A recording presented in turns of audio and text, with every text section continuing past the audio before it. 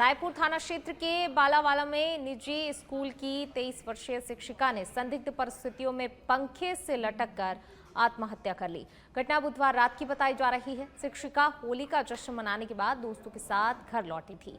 SO Raipur Girish Negi ने बताया कि राजलक्ष्मी बालावाला के शिव शक्ति एनक्लेव में मकान की पहली मंजिल पर अकेली रहती थी। उनकी मां हल्द्वानी के मोती नगर में रहती हैं।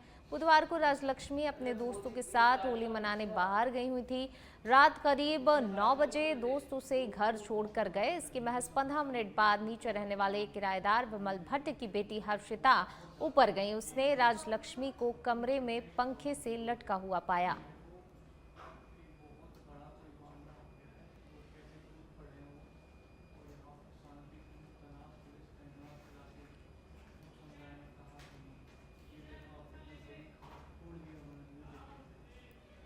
और चलिए अब आपको सीधी तस्वीरें बताते हैं हरिद्वार से, जहां पर केंद्रीय गृह मंत्री अमित शाह का हरिद्वार का दौरा और इस दौरान करीब 427 करोड़ रुपए की विकास योजनाओं की केंद्रीय गृह मंत्री सौगात देने जा रहे हैं। तस्वीरों में आप देख सकते हैं मुख्यमंत्री धामी भेंट करते हुए केंद्रीय गृह मंत्री अमित शाह को। केंद्रीय गृह मंत्री अमित शाह का महत्वपूर्ण ये दौरा हरिद्वार का, जहां पर कई विकास कार्यों की सौगात केंद्रीय गृह मंत्री आपको आज प्रदेशवासियों को देते हुए दिखाई देंगे। और देखिए जो है जनता को यहाँ पर संबोधित भी करेंगे। राज्य सरकार के 4 साल पूरे होने पर कार्यक्रम आयोजित किया गया, जिसमें केंद्रीय गृह मंत्री अमित शाह पहुंचे हुए हैं। इस कार्यक्रम में महत्वपूर्ण ये दौरा, क्योंकि देखिए लगातार जो है विकास को लेकर जिस तरीके से सरकार अग्रसर है, और इसी के तहत देखिए एक बार फिर विकास कार्यों की सौगात केंद्रीय गृह मंत्री अमित शाह देते हुए नजर आएंगे।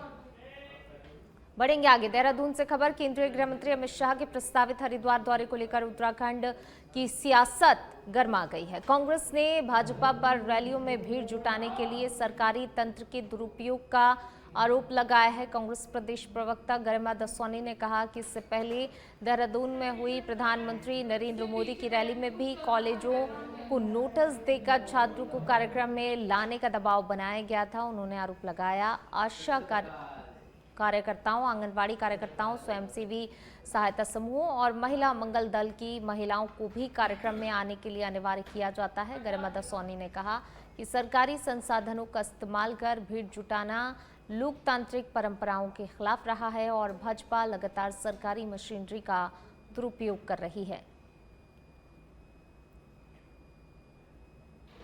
तो सरकारी तंत्र के दुरुपयोग का आरोप लगाया जा रहा है। छात्रों को कार्यक्रम में लाने के दबाव के आरोप हैं। देहरादून से खबर आपको बता रहे हैं, अमित शाह के हरिद्वार दौरे से कहीं ना कहीं सियासत जो है अब उत्तराखंड में तेज होती हुई नजर आ रही है। किम प्रमाणम, हमने देखा किस तरह से नरेंद्र मोदी जी की रैली यहाँ जब देहरादून में हुई, उसके लिए किस तरह से कॉलेजेस को नोटिस दिए गए कि बच्चों को लाना है। इतवार का दिन था, किस तरह से उनको जबरन जोर जबरदस्ती के तहत लाया गया और कुछ कॉलेजेस ने तो 50-50 अंक एक्स्ट्रा देने की बात अपने विद्यार्थियों से कही। किस तरह से आशा कार्यकर्तियां, किस तरह से आंगनबाड़ी, स्वयं सहायता समूह, महिला मंगल दल, इन सारे लोगों को मैंडेटरी किया जाता है। सरकारी दफ्तरों में मैंडेटरी किया जाता है भीड़ लाने के लिए। सारा बसों का जो तंत्र है आपका, वो फ्री ऑफ कॉस्ट आपको मिलता है क्योंकि सरकार आपकी है। कांग्रेस के पास तो कोई भी संसाधन नहीं थे। कांग्रेस की तो रैली को नाकाम करने की भरसक प्रयास किया गया। उसके बावजूद कांग्रेस में स्वतः स्फूर्त जो है वो जनता आई, क्योंकि वो आपसे परेशान हो चुकी है। आपके अराजक कार्यकाल, अत्याचारी और बहुत ही अन्यायपूर्ण कार्यकाल से जितने सपने आपने दिखाए कोई भी पूरे नहीं किए। तो उत्तराखंड की देहरादून में नगर निगम का पहला फूड कोर्ट डेस्टिनेशन अंतिम चरण में है और जल्द ही आम जनता के लिए खोला भी जाएगा।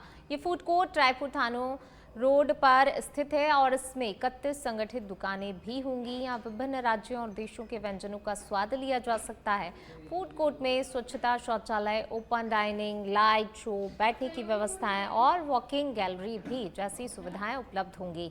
नगर आयुक्त नमामि बंसल ने बताया कि ये फूड कोर्ट शहरवासियों और पर्यटकों के लिए एक आकर्षक स्थल होगा और स्थानीय युवाओं के लिए रोजगार के अवसर भी प्रदान करेगा। मुख्यमंत्री पुष्कर सिंह धामी की दूरदर्शी सोच के परिणाम स्वरूप देहरादून जल्द ही एक नए फूड डेस्टिनेशन का लाभ उठाएगा। को चिन्हित किया गया था 100 ऐसे शहरों में जहाँ पर कि इंदौर के ही तर्ज पर फूड पार्क बनाया जाना था, उसी को साकार करते हुए थानों में रायपुर रोड पर ये स्थान चिन्हित किया गया और बोर्ड में सर्वसम्मति से निर्णय लिया गया कि इस स्थान पर इस पार्क का निर्माण किया जाए।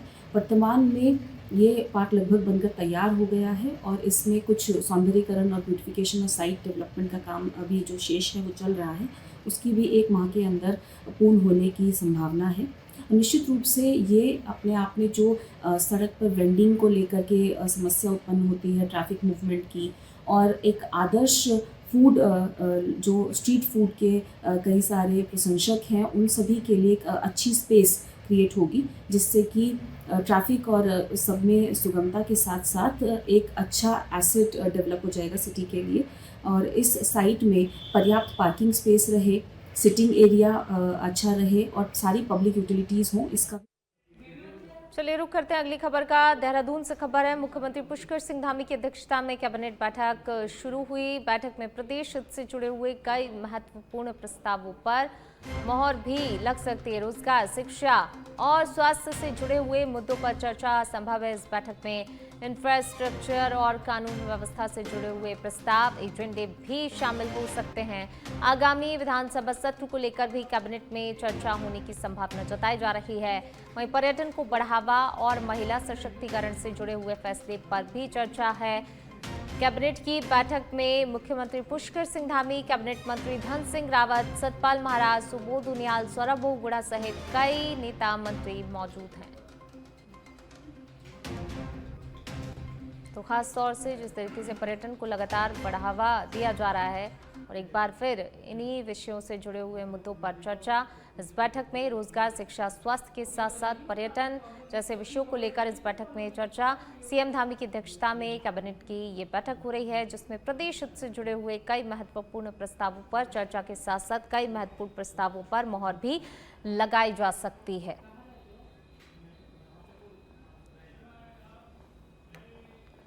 टिहरी गढ़वाल में नई टिहरी हिमालयन O2 थीम पर आयोजित 4 दिवसीय टिहरी लेक फेस्टिवल का रंगारंग आगाज हो गया। मुख्यमंत्री पुष्कर सिंह धामी ने कोटी कॉलोनी स्थित टिहरी झील तट पर महोत्सव का उद्घाटन करते हुए कहा कि टिहरी झील अब केवल पर्यटन स्थल नहीं बल्कि वैश्विक स्तर पर साहसिक खेलों का प्रमुख केंद्र बन चुका है। उन्होंने नई टिहरी से कोटी कॉलोनी तक रोपवे निर्माण की घोषणा की और टिहरी झील रिंग रोड फेज 2 का शिलान्यास भी किया।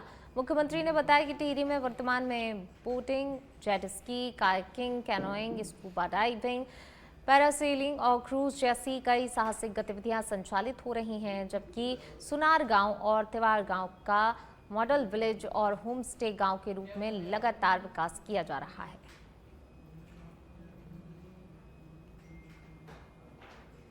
में वाटर स्पोर्ट्स गतिविधियों में बहुत सारे आयोजन यहाँ पर संपन्न हो चुके हैं और पूरे देश और दुनिया के मानचित्र में ये स्थान हमारा वाटर स्पोर्ट्स की गतिविधियों के लिए और साहसिक खेलों के लिए लोगों का एक प्रमुख केंद्र के रूप में इसको पहचान मिले, इसीलिए ये जो महोत्सव है टिहरी लेक महोत्सव भी आयोजित किया गया है। अन्य गतिविधियाँ भी यहाँ आयोजित की जा रही हैं। निश्चित रूप से इससे हमारे इस क्षेत्र के लोगों को उनकी रोजगार के भी अनेक अवसर यहाँ पर सर्जित होंगे, आजीविका भी बढ़ेगी, आर्थिक गतिविधियों को भी बल मिलेगा और यहाँ का जनजीवन और विकास तेज गति से आगे बढ़ेगा। हमारा प्रयास है क्योंकि यहाँ संभावनाएं भी अपार हैं, अच्छा स्थान भी है, एक विस्तार लिए हुए पूरा अधिक जगह भी यहाँ पर है और शांत वातावरण भी है। किसी प्रकार की कोई परेशानी यहाँ पर नहीं है। कानून व्यवस्था की स्थिति भी अच्छी है, पहाड़ की वादियाँ भी हैं, माँ गंगा का स्थान भी है और सभी दृष्टि से प्राकृतिक सौंदर्य से भी भरपूर है, आध्यात्मिक शक्ति भी यहाँ पर है। इसलिए ये क्षेत्र एक प्रमुख क्षेत्र के रूप में हमारा सारा प्रयास मेडिकल कॉलेज को लेकर मेडिकल कॉलेज कब तक आएगा चल रहा है, उसमें हम लोगों का प्रयास है। देहरादून में होली के दिन राजीव नगर में एक परिवार के घर में नशे में 13 लोग घुस आए और जबरदस्ती रंग लगाने का विरोध करने पर पूरे ही परिवार के साथ जमकर मारपीट कर दी। इस दौरान अरुण सिंह के भाई जयवीर गंभीर रूप से घायल हो गए, जिन्हें पहले ही सीएचसी डोईवाला और बाद में हिमालयन अस्पताल रेफर किया गया। घटना की सूचना शाम को पुलिस को मिली और थाना डोईवाला में भारतीय दंड संहिता 2023 की धारा 115, 191, 2 और 333 के तहत सभी आरोपियों के खिलाफ एफआईआर दर्ज कर जांच उप निरीक्षक मुकेश कुमार को सौंपी गई है। स्थानीय लोग कहते हैं कि त्योहार के नाम पर इस तरह की हिंसा आम होती जा रही है और पीड़ित परिवार ने आरोपियों के खिलाफ सख्त कार्रवाई की मांग की है।